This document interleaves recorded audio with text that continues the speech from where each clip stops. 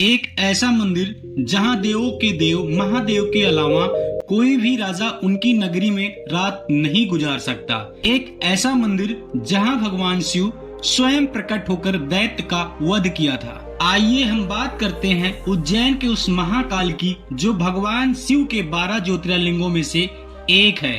अगर आप भगवान शिव के पहले ज्योतिर्लिंग के बारे में जानना चाहते हैं तो इससे पहले वाला वीडियो जरूर देखें। यूं तो इस मंदिर का काफी महत्व है, यहाँ भक्तों का तांता लगा रहता है, लेकिन इस बात को बहुत कम लोग जानते हैं कि भगवान महाकालेश्वर ज्योतिर्लिंग की उत्पत्ति कैसे हुई थी। कहा जाता है कि जब सृष्टि का निर्माण हुआ था उस समय सूर्य की पहली 12 रश्मियां धरती पर गिरी थी।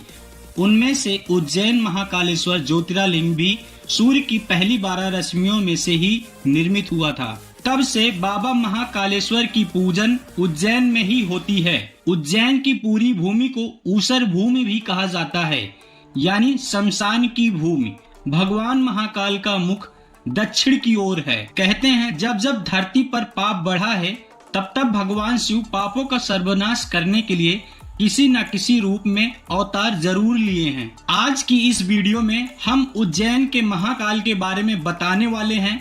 अगर आप महाकाल के भक्त हो और महाकाल को दिल से मानते हो तो पूरा वीडियो को जरूर देखें और चैनल को जरूर से जरूर सब्सक्राइब करें। बता दें कि मध्य प्रदेश के मालवा में शिप्रा नदी के किनारे बसा है महाकालेश्वर महाकाल का मंदिर। उज्जैन में स्थापित महाकाल मंदिर की स्थापना द्वापर युग में हुई थी, लेकिन वास्तव में यह मंदिर कितना पुराना है आज तक किसी को नहीं पता है। उज्जैन में स्थित महाकाल में हमेशा ही भक्तों की भीड़ उमड़ी रहती है, क्योंकि उज्जैन में मौजूद महाकाल का संबंध भगवान शिव से है और उज्जैन को अलग अलग नामों से उज्जैनी, अमरावती, अवंतिका नामों से जाना जाता रहा है। प्राचीन युग में पूरी दुनिया का एक मानक समय माना जाता था, जो कि यहीं से निर्धारित होता था। यह ज्योतिर्लिंग जहां स्थापित है इसे पृथ्वी का नाभि स्थल भी कहा जाता है, क्योंकि इस मंदिर के शिखर से कर्क रेखा होकर गुजरती है। कहा जाता है कि जो महाकाल का भक्त है उसका काल कुछ नहीं बिगाड़ सकता।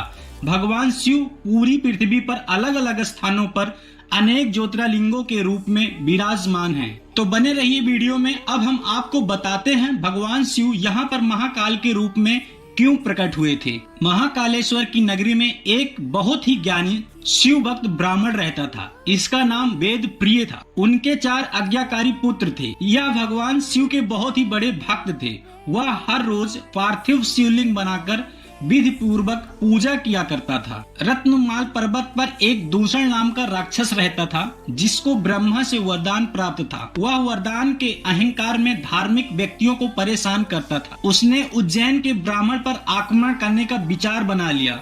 दूषण अवंती के ब्राह्मणों को बहुत परेशान करना शुरू कर दिया था। वह ब्रह्मांड को कर्म कांड करने से मना करता था। वह धर्म कर्म के कार्य को करने से रोकता था।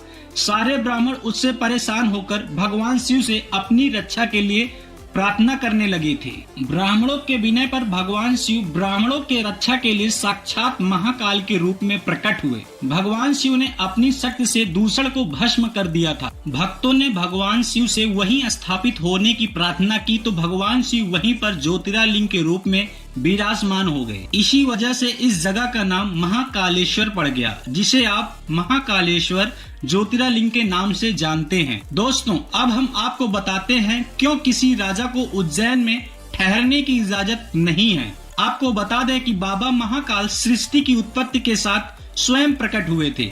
आज भी उज्जैन के राजा महाकाल ही हैं। बाबा महाकाल के बारे में एक कथा प्रचलित है जो आज भी सच है। पहले किसी भी राजा को महाराज काल की नगरी में ठहरने की इजाजत नहीं दी जाती थी। ऐसा इसलिए था क्योंकि कहा जाता था कि सर्दियों से पहले कोई और राजा यहाँ आकर रात गुजार ले तो उसे अपनी सल्तनत गंवानी पड़ती थी। इसी वजह से महाकाल की शरण में रहने के लिए सिंघिया राजघराने ने महल बनवाया था। उस समय में सिंघिया राजघराने ने उज्जैन में काली देव महल अपने ठहरने के लिए बनवाया था। इस वीडियो को देखने के बाद आपके घर के पास जो भी ज्योतिर्लिंग नजदीक हो एक बार दर्शन करने जरूर जाएं और वीडियो के कमेंट सेक्शन में हर हर महादेव लिखना ना भूलें। हमेशा खुश रहें और स्वस्थ रहें। हमारा चैनल आपके स्वास्थ्य की चिंता करता है। हर हर महादेव।